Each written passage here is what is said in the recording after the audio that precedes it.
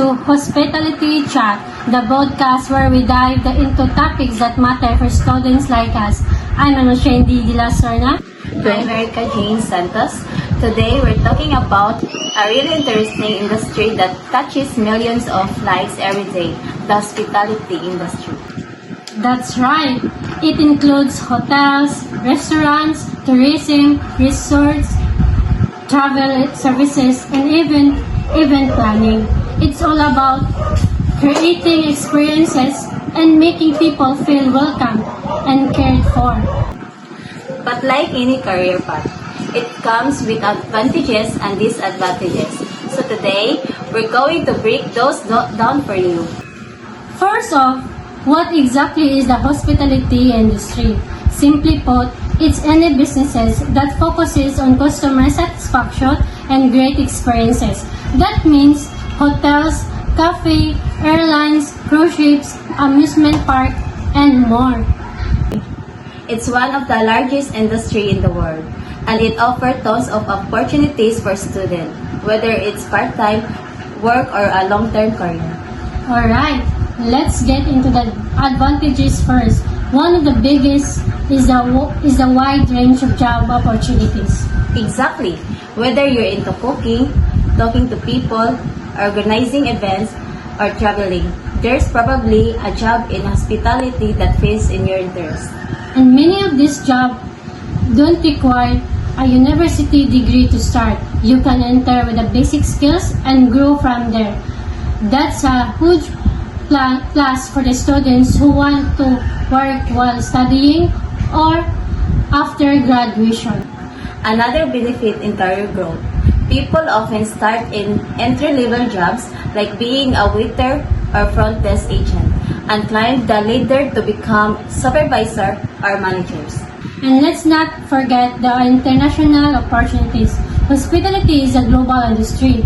You could work in your hometown or in a hotel on a tropical island. Many big hotel chains operate in dozens of countries. Plus, you get to meet people from all over the world, work meets, and customers. That can really be exciting and great way to learn about different cultures and improve your communication skills. And one more thing, it can be very rewarding. Making someone's day, helping them celebrate something special, or simply solving a problem for them can feel really meaningful. Okay, now let's talk about the disadvantages. First, the working hours. Yeah, hospitality often requires you to work on nights, weekends, and holidays. When everyone else is relaxing or celebrating, you might be working. That can affect your personal life and lead to burnout, especially if the job physically demanding, like being on your feet all day or dealing with a full house at a hotel. Another downside is that entry-level jobs often have low pay. Some roles depend heavily on tips, which can be unpredictable, especially in countries where tipping isn't common. And then there's pressure to keep guests happy. The customer is always right? That means you might have to stay calm and friendly even when someone is being difficult or rude. Also, some roles are seasonal, especially in tourism.